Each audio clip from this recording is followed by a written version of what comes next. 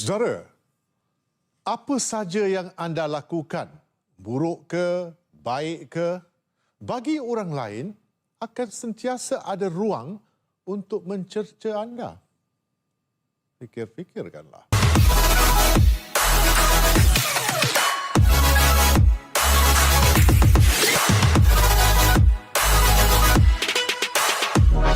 Assalamualaikum kepada rakan-rakan dan sahabat admin semua. Alhamdulillah. So let me spend a bit of my time today to summarize within my understanding of the context from the book Colonel Jihad. A very fine gentleman, a soldier, a fighter, a father, and most of all a Malay Muslim and a Malaysian who had somehow made his contribution to another Muslim country, Bosnia, for what it is today and to the rest of other oppressed Muslim around the world. Lieutenant Colonel Bersara Abdul Manaf Kasmuri. Beliau berasal daripada Jalan Kebun Shah Alam, telah menerima pendidikan awal di Klang dan seterusnya di Maktab Tentera Diraja. Beliau telah menjadi pegawai kadet dan melanjutkan latihan di Royal Military Academy Sandhurst, UK dan ditauliahkan seorang pegawai di dalam Regimen Askar Melayu Diraja. Beliau menjadi OC Cawangan Putera Maktab Tentera Diraja, Jurulatih Pulada Pusat Latihan Tentera Darat dan seterusnya pegawai turus di Bosnia dan juga Croatia di bawah Panji PBB. A graduate of Command and Staff College Australia and OC of Boys Wings RMC in 1991. Pernah dianugerahkan Baton of Honour sebagai pegawai terbaik bukan warga British dan pemenang Medallion Sultanate of Brunei semasa menuntut di Royal Military Academy Sandhurst, United Kingdom. Beliau secara sukarela menawarkan diri untuk berkhidmat di Bosnia pada tahun 1993 dan ditukarkan sebagai penolong pegawai memerintah Batalion ke-23 Askar Melayu Diraja 23 RAMD, a mechanized battalion of 800 soldiers and 150 armoured vehicles. Pertama kali Malaysia menghantar unit tentera berkhidmat di Eropah di dalam kancah peperangan etnik Bosnia, Croatia dan juga Serbia. Kepada kita di Malaysia yang melalui kehidupan era di tahun 90-an, pasti akan ingat saban hari berita-berita peperangan di Bosnia dan juga tragedi-tragedi penghapusan etnik di mana ramai orang awam yang tidak bersalah termasuk kanak-kanak, wanita, orang muda dan tua dibunuh beramai-ramai dan kadang-kala disembelih hidup-hidup oleh puak-puak yang bertelagah. Pada tahun 1994, di dalam suasana gelap malam, seramai 280 orang tentera diterbangkan secara senyap-senyap ke Turki oleh 747 Malaysia Airlines System untuk menjalani latihan menyesuaikan diri dengan keadaan dan cuaca di Eropah. Pada mulanya, mereka telah dipandang rendah oleh rakan tentera Turki. Akan tetapi setelah unit ini ditempatkan di pusat latihan Brigade Operasi Khas Komando Turki dan mereka menunjukkan kepakaran merintasi halangan tempur, aksi tempur rapat, kemahiran menggunakan senjata dan latihan special operation serta latihan menggunakan kereta-kereta perisai telah membuatkan Panglima Tentera Turki teruja lalu menerima keupayaan tentera Malaysia dan seterusnya membuka segala kemudahan dan peralatan untuk digunakan.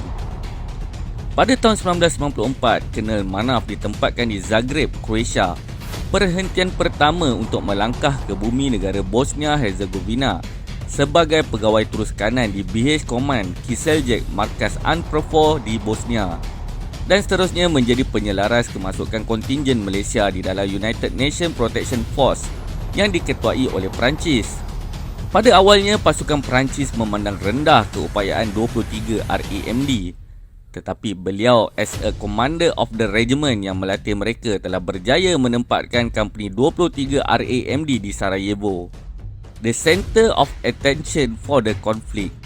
Ini penting bagi menonjolkan kehadiran tentera Malaysia di Bosnia.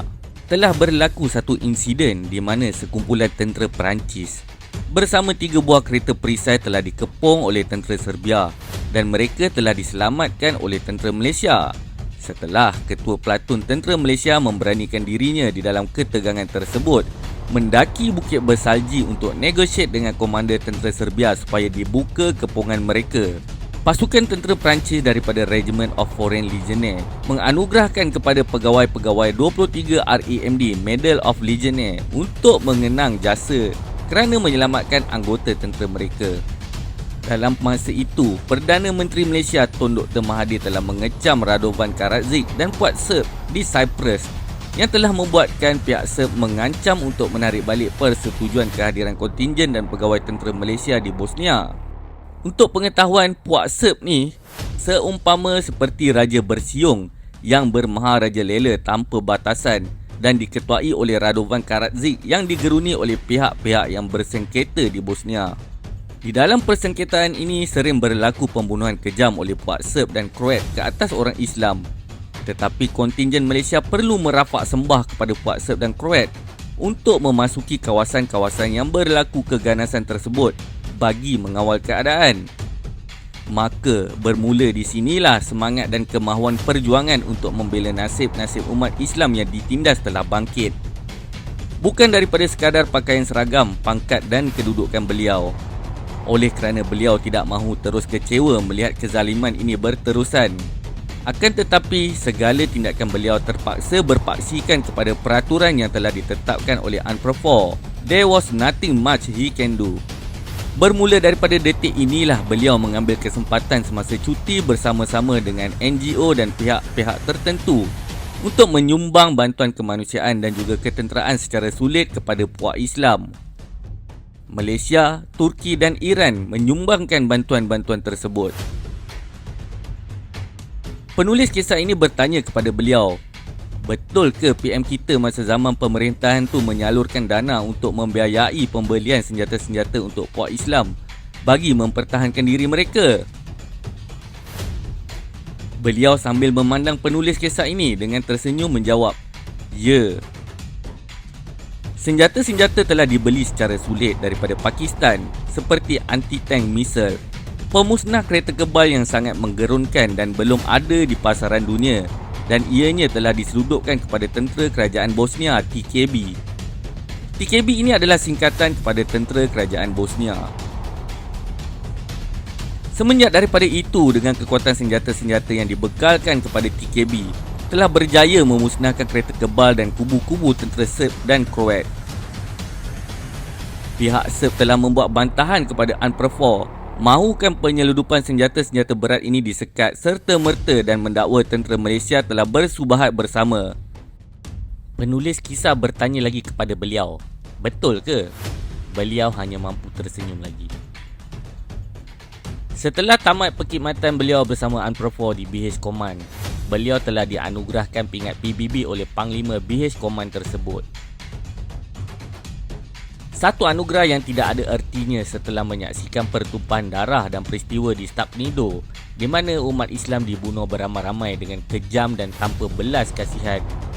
Akan tetapi, perkhidmatan beliau disambung selama 3 bulan di tempat baru, di markas UNPROFOR di Zagreb, Croatia, sebagai pegawai perhubungan kanan untuk negara-negara bekas Yugoslavia, Bosnia, Slovenia, Croatia, Macedonia dan juga Serbia. Ianya adalah satu tugas admin dan ofis yang paling tidak digemari oleh beliau. Lantas beliau telah meminta pertukaran tugas sebagai pegawai hal ehwal Bosnia sahaja.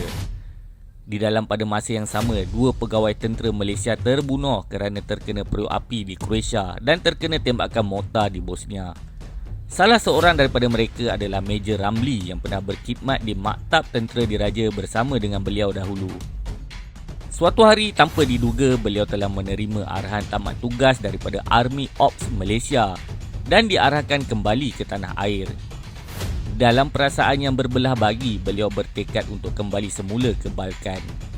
Azam untuk mempertahankan keadilan daripada dizalimi dan menentang penindasan umat Islam yang berlaku di sana. Setibanya di Malaysia, beliau terpaksa berulang-alik ke pejabat risikan Kementerian Pertahanan untuk disoal siasat. Specifically sebenarnya, beliau membantu seorang bekas pegawai British, Captain Retired Roger Owen, atau di dalam nama Islamnya Daud, di dalam Ops Cobra. Sekumpulan bekas-bekas tentera British di dalam Ops Cobra bertujuan untuk memberi latihan ketenteraan dan juga logistik bagi membantu kerajaan Bosnia dengan bantuan kewangan daripada Malaysia pada ketika itu. Di dalam pada masa yang sama, Wakil Presiden Bosnia Alija Izetbegovic iaitu Al-Fatih Hassani semasa melawat Malaysia telah menghubungi beliau secara terus dan mengucapkan terima kasih di atas jasa dan budi beliau kepada rakyat Bosnia. Beliau seterusnya disarankan agar berhenti secara terhormat. Setelah tamat perkhidmatan, beliau bersama Abim Pusat dengan bantuan Duta Bosnia di Kuala Lumpur membawa masuk pejuang-pejuang sukarela dunia yang cedera di Bosnia untuk masuk menerima rawatan di Malaysia. Mereka memilih Malaysia kerana kerajaan Malaysia sangat bersimpati dengan nasib rakyat Bosnia. Setelah habis kursus pemberhentian perkhidmatan, beliau telah terbang semula ke Bosnia, tetapi bukan lagi sebagai seorang pegawai tentera di bawah panji-panji PBB, tetapi sebagai seorang Islam untuk berbakti kepada umat bagi memerangi kezaliman. Kedatangan beliau telah disambut oleh Komander Abu Muali Al-Jazari, Pemerintah Order Mujahidin OM, satu kumpulan pejuang-pejuang asing yang berjuang dan berjihad di Bosnia. Dengan kepakaran dan pengalaman beliau telah diminta untuk melatih pejuang-pejuang Islam yang datang sukarela daripada seluruh dunia tentang teknik-teknik pertempuran dan juga peperangan. Bersama-sama dengan tentera kerajaan Bosnia, Puak OM akan membuat satu misi besar-besaran, Do or Die Mission. OM telah ditugaskan untuk membuat operasi penusukan yang akan menembusi kepungan Puak Serbia sebelum pasukan-pasukan lain membuat serbuan susulan. Namun kali ini, beliau dikenali bukan lagi sebagai Abdul Manaf tetapi sebagai Abu Muhammad Al-Filipini, gelaran sebagai seorang mujahidin. Beliau juga telah melatih sukarelawan tempatan yang ramai terdiri daripada bekas-bekas tentera kebangsaan Yugoslavia JNA. Sebagai seorang foreign mujahidin, beliau bersama-sama mereka telah bertempur dengan tentera Serbia. Beberapa rakan-rakan beliau telah gugur termasuk Abu Walid Al-Qatari, Bilal Al-Tunisi dan Saifullah Al-Jazari. Serangan demi serangan dilakukan dan dalam masa 25 minit sahaja pertahanan Serbia telah ditawan sepanjang 6 km. Kemenangan ini bukan sahaja mengejutkan TKB sendiri tetapi juga mengejutkan pemerhati Kesatuan Eropah dan UNPROFOR yang selama ini beranggapan bahawa pertahanan tentera Serbia adalah kebal. Kekalahan demi kekalahan telah bermula dengan serangan komando mujahidin ini. Ianya bermula the tilting of power di mana Puak Serbia telah meminta gencatan senjata melalui perjanjian Dayton. Pada suatu pagi, bom kereta telah diletupkan di kamp Brigade Mujahidin yang mengorbankan rakan beliau Abu Sayyad daripada UK dan mencederakan beberapa orang yang lain. Selang beberapa hari kemudian, Komander OM Sheikh Anwar Shaaban dan 4 komander lain terbunuh di dalam satu serang hendap semasa melintasi kawasan Croatia. Sepatutnya di hari tersebut beliau bersama dengan mereka, akan tetapi ajal masih belum tiba. Sebelum itu, Sheikh Anwar menasihati beliau supaya mengkaji perjanjian Dayton dan meminta tempoh 3 hari sebelum membuat apa-apa ketetapan. Wasiat itu seolah-olah telah meletakkan keputusan beliau sebagai hala penentu perjuangan dan masa depan rakyat Bosnia. Apabila perjanjian Dayton dimeterai oleh semua pihak yang bertelagah, kerajaan Bosnia telah menawarkan pejuang asing untuk menjadi warga negara Bosnia. Beliau juga telah ditawarkan kerakyatan Bosnia dan jawatan Deputy Commandant and Chief Instructor School of Cadet Officer dan juga Advisor of the Black Swan, merangkap kepada Presiden Guard Regiment pasukan elit tentera Bosnia. Setelah perdamaian dicapai, beliau akhirnya berangkat pulang ke tanah air. Sekembalinya beliau ke tanah air, beliau terus menyumbangkan bakti beliau membantu umat Islam di negara lain pula. Mungkin oleh kerana itulah beliau telah dilabel sebagai seorang pengganas Al-Qaeda oleh pihak-pihak tertentu dan kerajaan Amerika, dan beliau telah terpaksa ditahan di bawah Akta Keselamatan Dalam Negeri di kamp tahanan Kamunting selama 3 tahun 8 bulan sehingga dibebaskan pada Oktober 2006. Syabas dan setinggi-tinggi penghargaan kepada Lieutenant Colonel Besara Abdul Manaf Kasmuri di atas jasa dan pengorbanan beliau untuk berjuang membela nasib terutamanya umat Islam yang ditindas di seluruh dunia. Adakah Tun Mamat itu wujud? Admin sendiri tidak pasti. Wallahu alam.